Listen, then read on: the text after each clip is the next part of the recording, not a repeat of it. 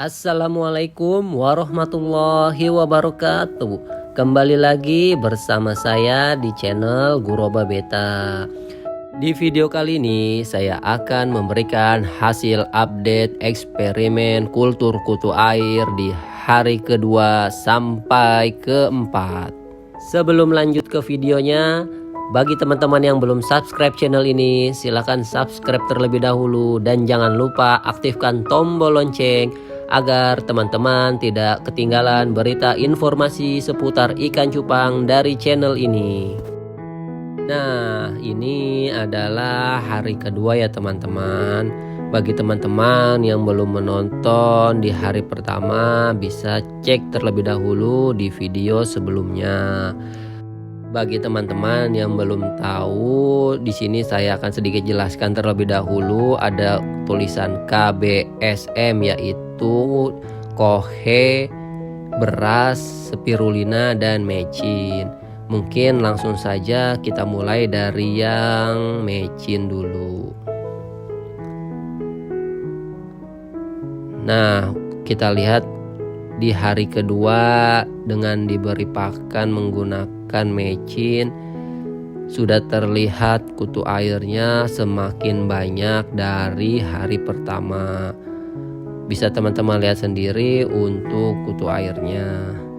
Mungkin kendalanya ketika teman-teman menggunakan air bekas cacing sutra, yaitu di permukaannya terlihat seperti ada lendir-lendirnya. Di situ teman-teman bisa bersihkan agar permukaannya tidak tertutup oleh lendir. Nah, mungkin bisa teman-teman lihat sendiri contohnya seperti ini ya, untuk di permukaannya seperti kayak ada lendir-lendir. Jadi di sini saya sering membersihkannya lendir-lendir tersebut. Lanjut dengan yang spirulina. Dan bisa teman-teman lihat sendiri untuk yang menggunakan spirulina, kutu airnya juga terlihat banyak. Mulai bertambah dari hari pertama. Oh ya teman-teman, karena di sini saya menggunakan air bekas cacing sutra, jadi saya menambahkannya setiap hari ketika ada air bekas cacing sutra. Jadi airnya akan terus bertambah. Dan juga dengan pemberian pakan ya teman-teman. Bisa teman-teman lihat sendiri untuk kutu airnya mulai bertambah. Karena kultur ini tidak menggunakan starter. Jadi air bekas cacing sutra sangat disarankan atau direkomendasikan untuk teman-teman yang ingin mengkultur kutu air tidak menggunakan starter.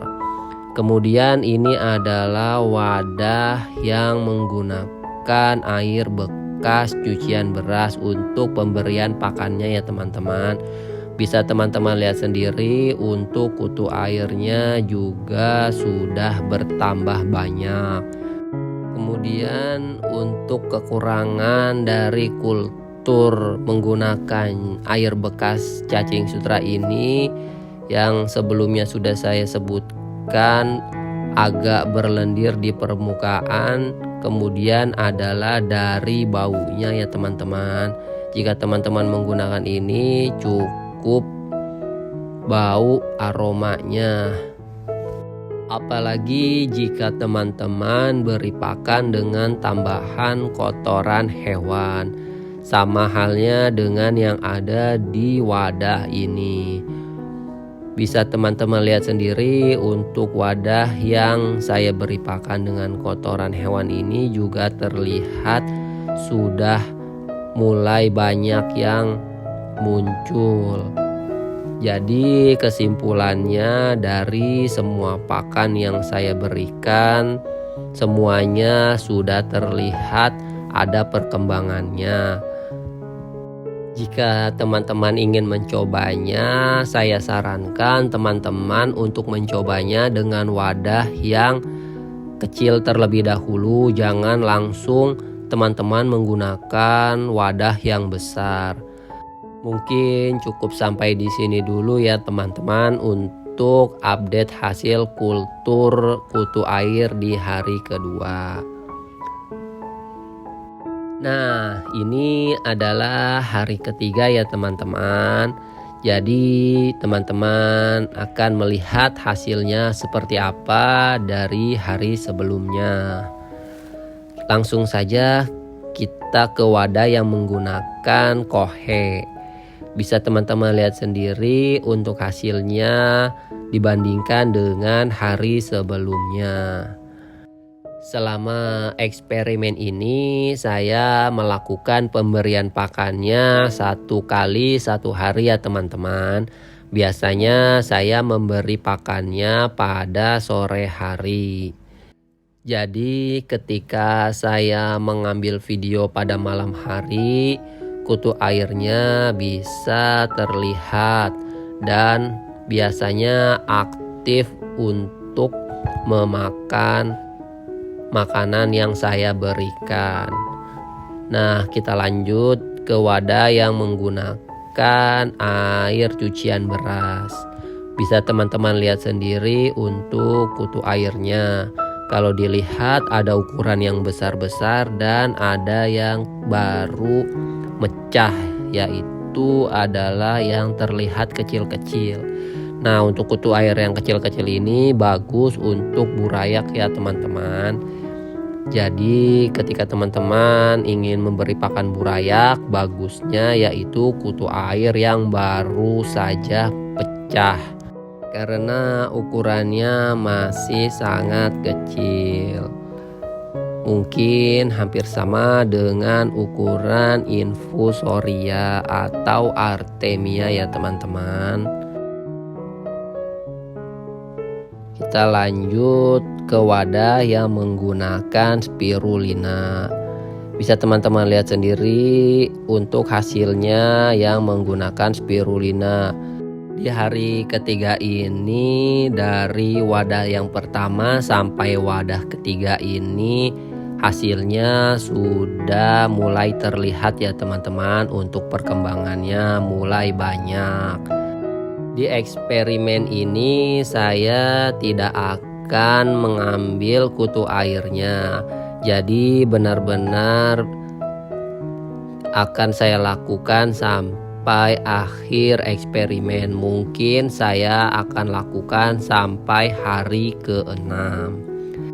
Jadi bisa teman-teman nilai di mana waktu yang tepat untuk kutu air itu diambil sebelum kutu airnya benar-benar hilang atau mati. Nah, ini adalah wadah yang menggunakan mecin ya teman-teman. Bisa teman-teman lihat sendiri untuk kutu airnya juga mulai banyak. Kesimpulannya di hari ketiga ini semua wadah masih bertambah banyak ya teman-teman. Jadi sampai saat ini kutu air masih terus berkembang di hari ketiga. Apakah nanti di hari keempat masih berkembang atau tidak? Kita lihat saja nanti hasilnya ya teman-teman. Mungkin cukup sampai di sini dulu untuk hasil eksperimen kultur kutu air di hari ketiga.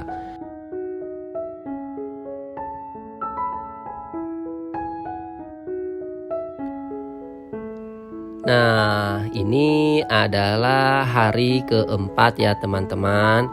Bisa kita lihat apakah di hari keempat ini kutu air semakin banyak atau malah kutu airnya berkurang. Langsung saja kita cek di wadah yang menggunakan kotoran hewan terlebih dahulu. Nah, ini adalah hasilnya di hari keempat. Bisa teman-teman lihat kutu airnya mulai berkurang dibandingkan dengan hari sebelumnya. Mungkin karena populasinya yang sudah cukup banyak sehingga membuat kutu airnya mulai mati. Jadi terjadilah penurunan perkembangbiakannya ya teman-teman. Dan bisa jadi dari faktor airnya yang kadar oksigennya mulai berkurang sehingga membuat kutu airnya mulai berkurang. Kita lihat di wadah yang menggunakan air bekas cucian beras. Nah, kalau dilihat-lihat hampir sama dengan yang menggunakan kohe. Sudah mulai ada penurunan perkembangbiakan kutu airnya ya teman-teman. Oh iya teman-teman, jika ada yang ingin ditanyakan silakan teman-teman tulis saja di kolom komentar.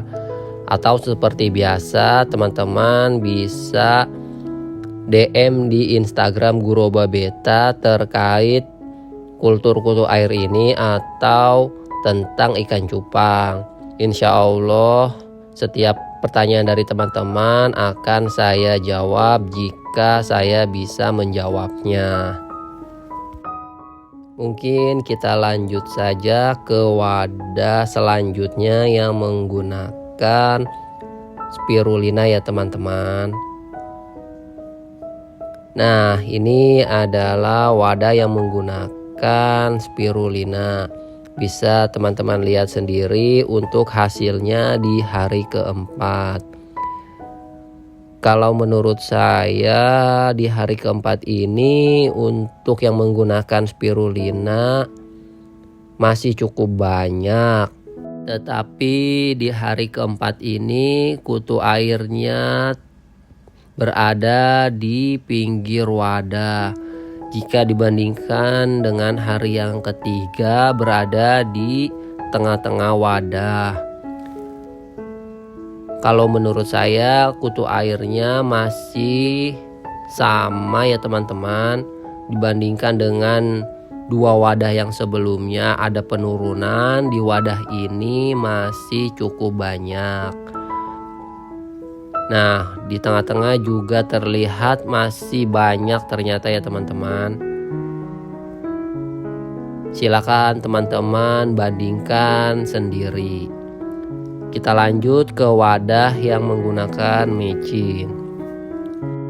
Nah, untuk wadah yang ini bisa teman-teman lihat sendiri kutu airnya masih terlihat banyak juga ya teman-teman di bagian tengah.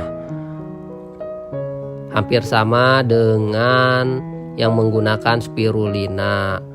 Di bagian pinggir wadah juga terlihat masih cukup banyak kutu airnya ya teman-teman. Apakah di hari kelima kutu airnya mulai berkurang atau semakin bertambah? Jadi teman-teman tunggu saja untuk hasil eksperimen kultur kutu air ini di hari kelima dan hari keenam. Insya Allah akan saya update perkembangannya.